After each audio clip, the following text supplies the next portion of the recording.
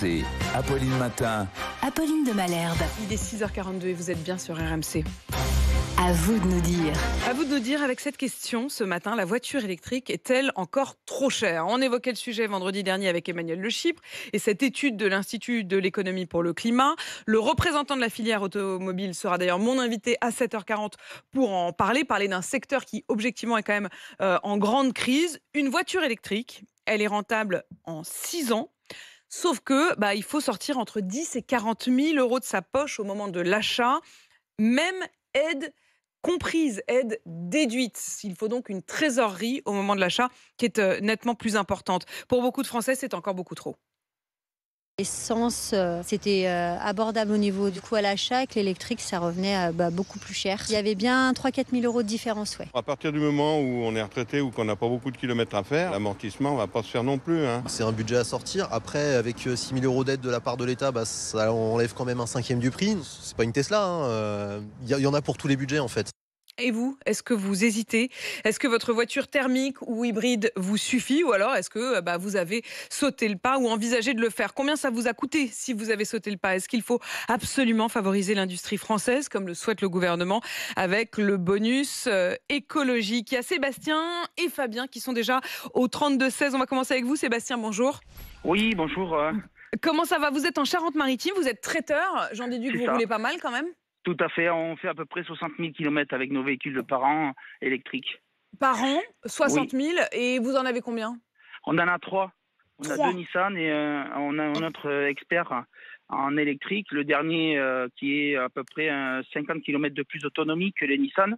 D'accord. Nous, l'électrique, c'est parfait. On a bénéficié de France Relance après le Covid. Parce que c'est des voitures pour le boulot, hein, on est bien d'accord. C'est votre flotte professionnelle. Hein. C'est ça, ils sont équipés de frigos parce que c'est des matières périssables que l'on transporte chez les clients. Sûr. Et donc nous, on est quand même content sur l'ensemble des véhicules. Là où on a un souci, on charge nos véhicules sur une appli qui s'appelle, je dis pas le nom. Si, allez-y. Alors là, Sébastien, je peux vous dire, sur RMC, on s'interdit rien. Allez-y. C'est l'application Mobive. Ouais. Et les bornes sont gérées par EDF. Ok. Et nous, notre souci avec nos salariés qui stressent au quotidien, c'est que les bornes, très souvent, sont inaptes. Mais voilà. Je relance sans arrêt, ils répondent quasiment jamais. Et nous, on s'est organisé nos tournées par rapport à toutes les bornes. Bien sûr. Et en espace de 3 ans, de 3,90 € par mois, on est passé par véhicule à plus de 15 €, ce qui nous fait des factures de plus de 150 €. Alors ça fait peu, mais je me dis, d'ici 5-6 ans, si ça prend la même... Le problème, c'est l'incertitude. Et la double incertitude, parce qu'il y a une incertitude sur le prix, si je comprends bien, et une incertitude sur est-ce que vous allez trouver une borne. C'est-à-dire que si vous vous retrouvez au milieu de votre tournée avec le spot où vous vous êtes dit c'est là que je vais m'arrêter pour recharger la voiture et que la borne ne fonctionne pas, vous êtes dans une situation... Ouais, c'est ça, c'est terrible. C'est-à-dire qu'en plus, vous avez peur de perdre toute la cargaison. C'est ça, donc on a gardé quand même des thermiques pour aller secourir ce genre de panne. C'est quand même saisissant, c'est-à-dire de se dire qu'on est obligé de garder une thermique parce qu'on est quand même c'est cette incertitude. Est-ce que ça s'est d'ailleurs dégradé? C'est-à-dire qu'entre le moment où vous avez acheté ces véhicules et aujourd'hui, vous avez le sentiment que les bornes, ils marchent moins bien? Ouais, je pense que la technologie, à l'époque où ils ont investi, ne correspond plus forcément à ce jour aux consommations. Et puis très souvent, ils sont pris, ils sont en panne. C'est un peu galère.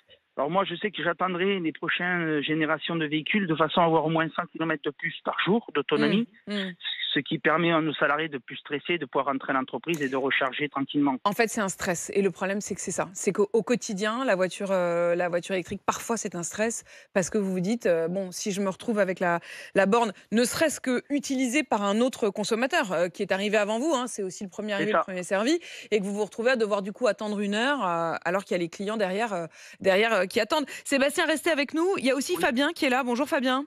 Oui, bonjour. Fabien, vous êtes dans le coin vous êtes en Haute-Garonne, c'est ça? C'est ça.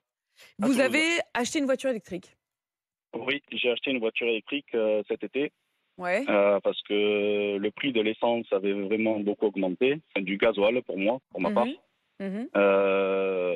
Et du coup, ça m'a fait sauter le pas pour passer sur une voiture électrique. Alors, vous avez choisi quoi? D'abord, vous l'utilisez pour aller au boulot, Fabien? Ouais, je l'utilise pour aller au boulot. Vous faites quoi dans la vie? Alors, je suis opérateur de production. D'accord. Alors, je l'utilise pour aller au boulot, pour le trajet et travail, 40 km aller, 40 km retour. Ok. Et ensuite, j'utilise aussi le week-end, du coup, en remplacement de la voiture de ma femme. Enfin, on essaye de l'utiliser le plus possible. Vous essayez d'utiliser le plus possible parce que ça vous coûte quand même moins cher. Votre femme, elle a une, Beaucoup elle moins a une cher. thermique. Ma femme, elle a une gasoil. Elle a une Elle gasoil. oui, Ok. Et c'est la voiture familiale. Fabien, On vous avez l'utilise que choisi. pour les vacances. Vous avez choisi quoi du coup?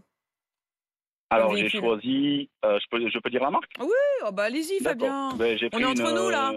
une MG. Voilà. C'est une D'accord. voiture chinoise. Ouais. C'est une ancienne marque anglaise qui a été rachetée par les Chinois. Mhm.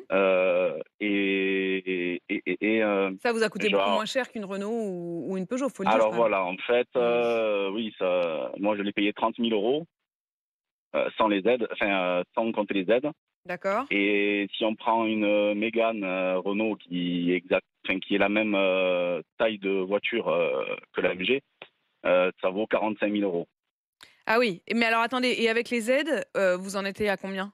Ça vous a Alors coûté combien à avec vous? les aides, elle m'est revenue à 17 000 euros. Ah oui, attendez, c'est hyper intéressant. Vous avez quasiment divisé par deux le prix quand même. Hein. C'est ça. C'est Ouais. ça. Il y a la prime, le bonus écologique et la prime à la conversion parce que j'avais un vieux véhicule de plus de 10 ans.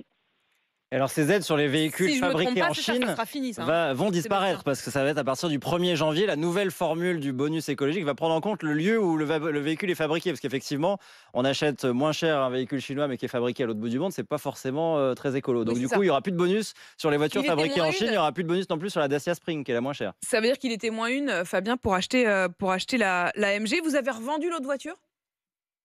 Non, l'autre voiture, elle est partie à la casse en fait. D'accord. J'ai eu un bonus de prime à la casse pour l'autre voiture. D'accord. Donc en plus, C'est pour si on ça en que- déduit le bonus, c'était combien le bonus casse? Le bonus 4, c'était 6 000 euros. Parce Bah que donc je elle suis vous- gros rouleur. Ça veut dire qu'en fait, elle vous a coûté 11 000. Ah non. Ça, ça fait partie des primes. Ah, d'accord. C'est, 6 000 Ok. euros de prime à la casse et 7 000 euros de bonus écologique. C'est ça. Et donc vous arrivez à 17 000. En effet, je trouve Voilà. que. Ça vous a divisé le Ouais. prix par deux quand même. Ouais. Et alors, est-ce que vous connaissez les mêmes problèmes que Sébastien, qui est encore avec nous, qui disait que lui, la difficulté, c'était notamment d'être sûr d'avoir une borne sur son parcours, mais aussi parce que c'est des voitures avec lesquelles il fait la tournée du traiteur. Fabien, est-ce que vous avez cette difficulté ou est-ce que quoi qu'il arrive, vous vous rechargez chez vous? Alors moi, je recharge principalement chez moi Hmm. et au travail. Quand vous alors, au arrivez, vous travail, la laissez en charge. Voilà, une fois ou 2 fois par semaine au travail, ça peut arriver. D'accord, en complément, Et quoi. après, sinon, juste le week-end chez moi. En fait, j'ai 350 km d'autonomie. Ouais. Du coup, ça me fait à peu près 4 allers-retours pour aller au travail. En revanche, vous la prenez pas avec les enfants. C'est quand même assez frappant. C'est qu'on sent bien que c'est une voiture avec quand même un parcours qui est toujours assez fléché. On s'autorise un peu moins d'imprévus, quoi. On se Les dit pas, grands on va mettre- trajets, pas Moi, évident, quoi. Oui, Fabien l'a sais dit, que- Je sais que, en fait, acheter cette voiture, c'était pour économiser, c'était pour gagner de l'argent et économiser de l'argent. Hmm. Parce que je dépensais 250 euros de gasoil par Ouais. mois. Et au final, 17 000 euros sur 7 ans, parce que la voiture est garantie de 7 ans, donc j'ai pris un crédit de 7 ans. Hmm. Ça me revient à 220 euros par mois. Ouais. Donc moins cher que ce que je dépensais en gasoil chaque mois. Ne serait-ce qu'en gasoil, exactement. Un dernier mot. Ça a quand même du mal à devenir la principale voiture du couple. Fabien l'a dit, pour les longs trajets, il conserve le diesel de sa femme. C'est ça. Voilà, c'est Parce ça. que sur les Tout longs comme, trajets, tout comme recharger, Sébastien conserve aussi une thermique parce qu'il se dit si jamais je tombe en rade avec l'électrique, il faut pouvoir y aller. C'est la limite. J'en parlerai tout à l'heure avec le représentant de tous les constructeurs automobiles de France, Luc Châtel. Il sera mon invité dans ce studio à 7h40. Merci Sébastien et Fabien, 6h51. À suivre dans Apolline Matin sur RMC. Et dans un instant, racontez-nous avec Hélène Terzian. On va en parler de vitraux qui vont être retirés dans une église pour cause ils ont été fabriqués par un prêtre accusé de pédophilie. Et puis on n'avait pas osé vous en parler, Sébastien? Une première ministre en grève. Je veux dire que ça se passe en Islande.